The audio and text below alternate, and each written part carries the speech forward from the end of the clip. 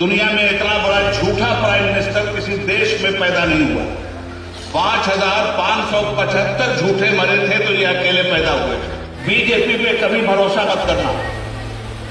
हिंदी में इसको कहते हैं भाजपा। भा से भारत, ज से जलाओ, पा से पार्टी। ये भारत जलाओ पार्टी जहां जहां भी इनकी सरकार बनी इन्होंने देश में आग लगा दी। गुजरात में सरकार आई, गुजरात को जलाया। यूपी में सरकार आई, दिन रात मॉब लिंचिंग। हिंदू और मुसलमान दो आदमी हैं, एक नरेंद्र मोदी और दूसरा अमित शाह।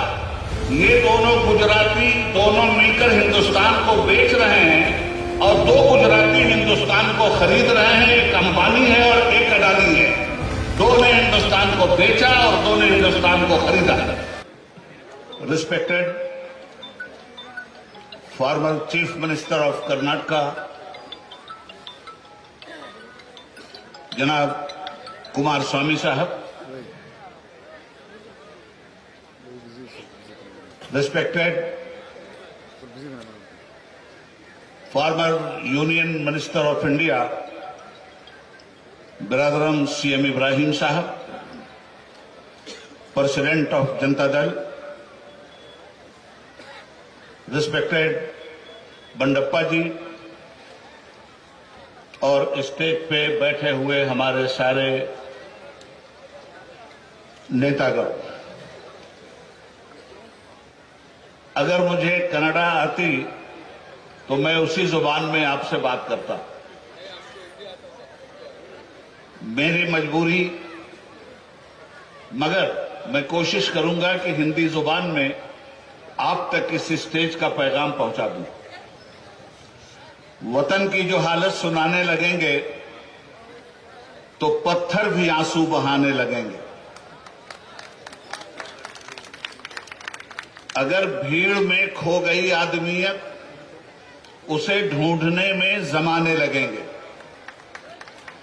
मुल्क की आजादी को 75 साल हो गए और इस 75 साल में बीजेपी और कांग्रेस ने जो इस देश का हाल किया है, आज महंगाई चरम सीमा पे है। आपस की नफरत घर घर में पहुंचा दी गई है। कांग्रेस पार्टी और बीजेपी इन दोनों ने इस मुल्क का बेड़ा गर्क करके रख दिया है। इलेक्शन आ रहा है। बंडप्पा जी ने बहुत ही भयानक तकरीर की है। इलेक्शन तो होगा बाद में। बंडप्पा जी के जीतने की मोहर आज ही आपने लगा दी है और वो जीत करके रहेंगे। मेरे भाइयों, बीजेपी पे कभी भरोसा मत करना। हिंदी में इसको कहते हैं भाजपा। भा से भारत, ज से जलाओ, पा से पार्टी। ये भारत जलाओ पार्टी जहां जहां भी इनकी सरकार बनी इन्होंने देश में आग लगा दी। जिस समत नजर उठती है शोला है, धुआं है। मैं ढूंढ रहा हूं मेरा गुजरात कहां है। गुजरात में सरकार आई, गुजरात को जलाया। यूपी में सरकार आई, दिन रात मॉब लिंचिंग। हिंदू और मुसलमान जो इस देश की शक्ति हैं, हिंदू शुरू होता है हा से, मुस्लिम शुरू होता है मां से। श्री देवी गौड़ा जी ने हिंदू का हा वहां से निकाला, मुस्लिम का मां यहां से निकाला, दोनों को ज्वाइंट किया तो ये हम बन गया। हम बन करके रहिए, हिंदुस्तान बना रहेगा। और जो लोग हम को तोड़ते हैं वो हिंदुस्तान को तोड़ते हैं।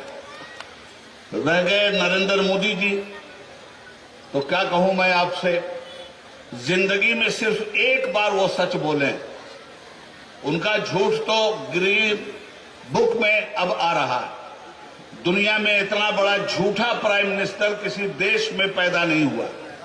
5,575 झूठे मरे थे तो ये अकेले पैदा हुए थे। कभी भी ये आदमी सच नहीं बोलता। हाँ, मगर मैं कहूंगा कि एक बार ये आदमी सच बोला है। ये कब सच बोले? 2014 में। याद कीजिए उस बात को। इन्होंने पब्लिक से कहा था, भाइयों बहनों, मैं चाय बेचने वाला। ये सच आपको याद है या नहीं याद है? कहा था मैं चाय बेचने वाला, यही सच था। तो मेरे दोस्तों, तुम तो इतने अच्छे लोग हो कि जो रोता हुआ आए उसको आशीर्वाद दे देते हो। वो आए कि मैं चाय बेचने वाला था, आपने कहा हमारा आशीर्वाद है तुमको। एक गरीब आदमी है, गरीब का दर्द महसूस करेगा, हम तुमको प्राइम मिनिस्टर बना देते हैं। आप ही लोगों ने बनाया ना। आज उस चाय बेचने वाले ने क्या किया? 2 आदमी हैं, एक नरेंद्र मोदी और दूसरा अमित शाह।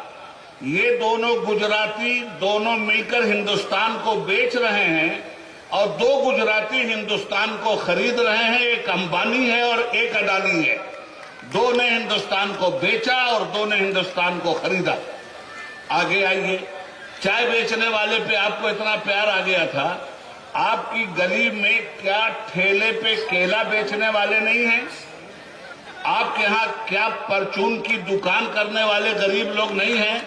अरे यार, इस चाय बेचने वाले को क्यों बनाया? पान बेचने वाले को बना देते, कम से कम पूछ के तो चूना लगाता। इसने तो बिना पूछे हुए पूरे देश को चूना लगा दिया।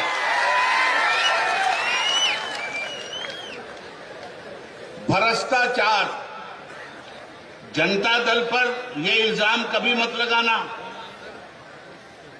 फकीर आदमी का नाम है देवी गौड़ा, इंसानियत को संभालने वाले का नाम है देवी गौड़ा, हिंदू मुस्लिम में एकता का नाम है देवी गौड़ा। आपके बीदर को आपके गुलबर्गा से रेलवे लाइन पे जोड़ने वाले का नाम है देवी गौड़ा। हिंदुस्तान तोड़ने वालों के मुकाबले में प्यार की गंगा बहाने वाले का नाम है देवी गौड़ा। हमने उनके साथ जनता दल में एज ए वाइस प्रेसिडेंट एक जमाने तक काम किया है। मैं यकीन के साथ कहता हूं कि देवी गौड़ा से बड़ा कोई भी सेकुलर लीडर हिंदुस्तान की सरजमीन पर दिखलाई नहीं देता। मेरे दोस्तों, कहता हूं सच के झूठ की आदत नहीं मुझे। आज भ्रष्टाचार की बात की जा रही है, घर घर ईडी भेजी जा रही है, सीबीआई भेजी जा रही है, सबके घरों पे छापे मारे जा रहे हैं। बीजेपी से बड़ा भ्रष्टाचारी कौन है?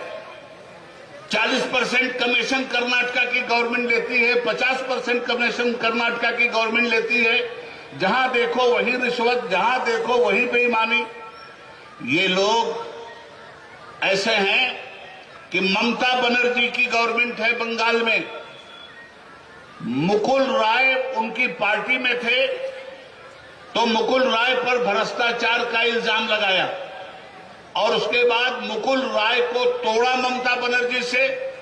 जब तक वो ममता बनर्जी के साथ थे तब तक भ्रष्टाचारी थे, और जिस दिन बीजेपी में वो आए, बीजेपी ने उनको वाइस प्रेसिडेंट ऑफ बीजेपी बनाया और वो भ्रष्टाचार से पाक हो गए। शुभेंदु अधिकारी है वहां। कल इस शारदा स्कैम के नाम पर उसके ऊपर छापामारी की गई, मगर जब वो बीजेपी में आ गया तो असेंबली में लीडर ऑफ द अपोजिशन उसको बना दिया गया। गोया जितने भ्रष्टाचारी हैं, जितने गुनहगार हैं, जब तक वो बीजेपी में नहीं हैं तब तक तो ठीक, और जब बीजेपी में आ गए तो सारा गुनाह माफ। चंगेज खान का नाम सुना है आपने? चंगेज खान ने 60 लाख आदमियों को मरवाया था।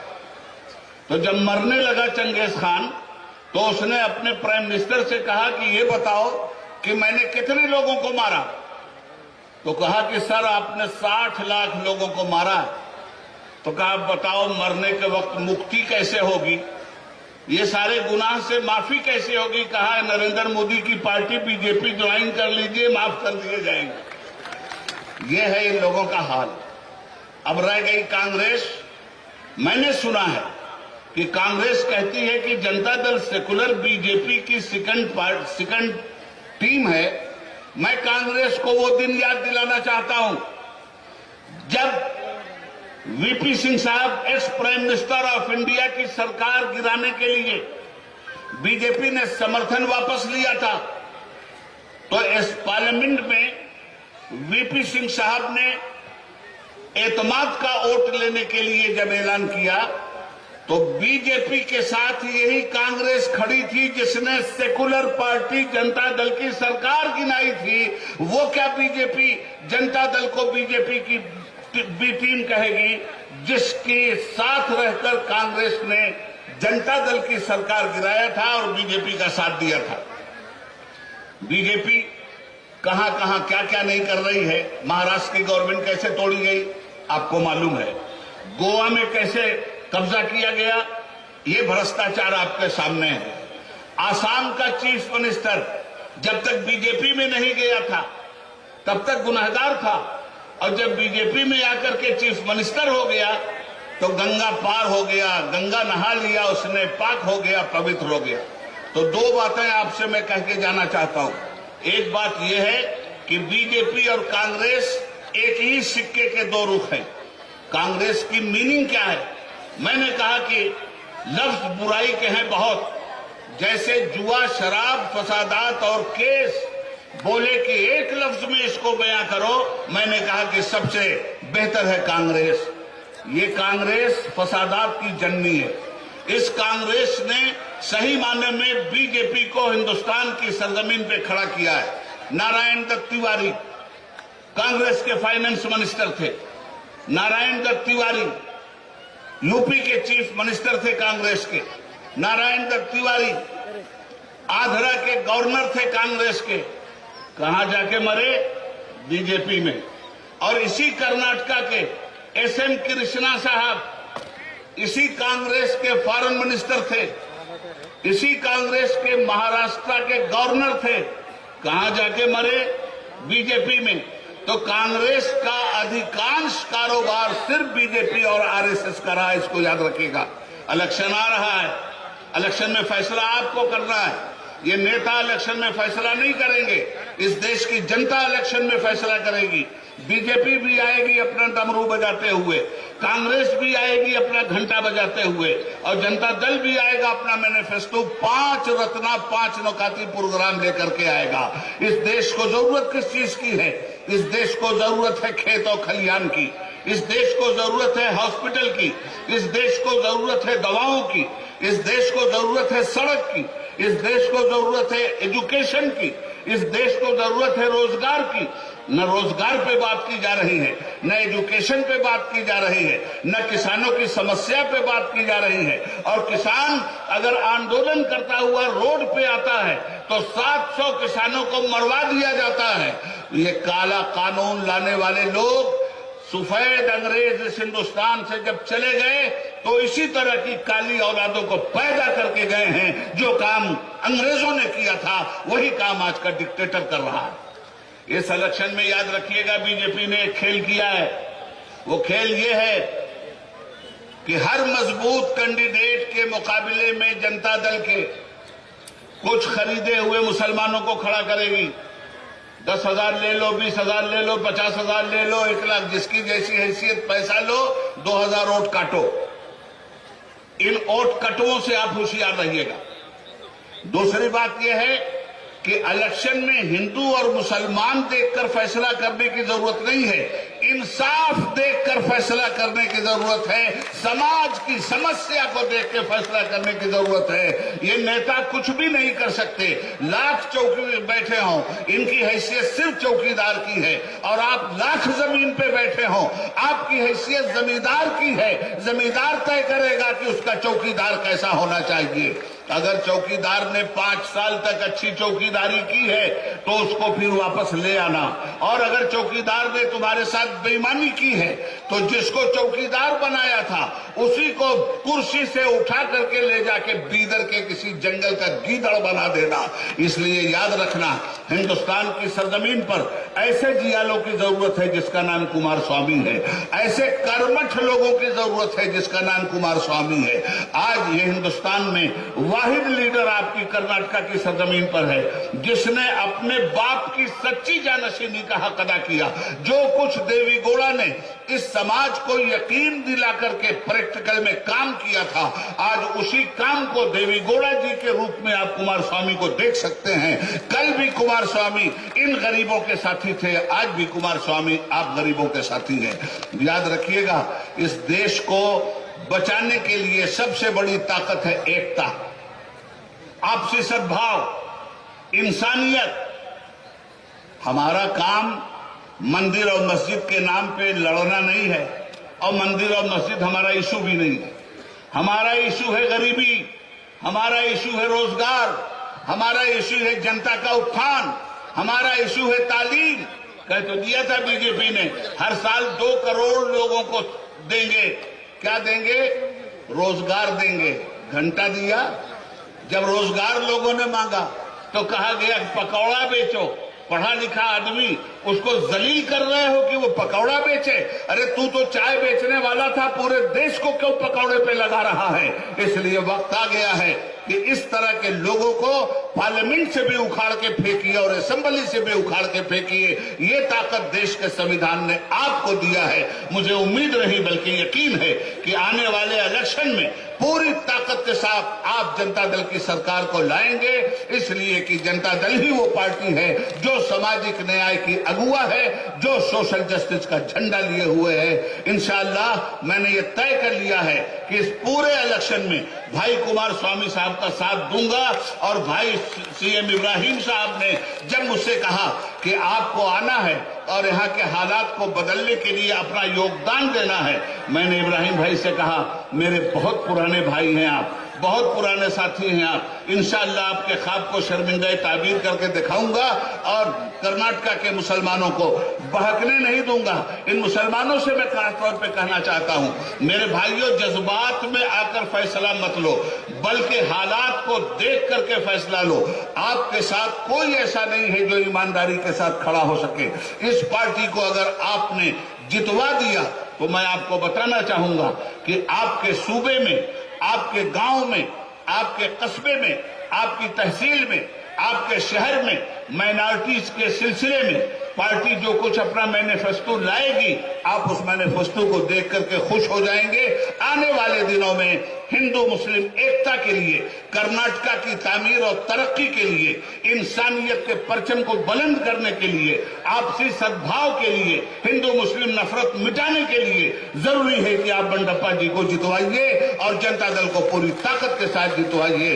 हिंद को नाज है जिसमें वो निशानी हम हैं, ताज और लाल किला के यहाँ बानी हम हैं। हिंदुस्तान जिंदाबाद, कर्नाटक पाइंदाबाद।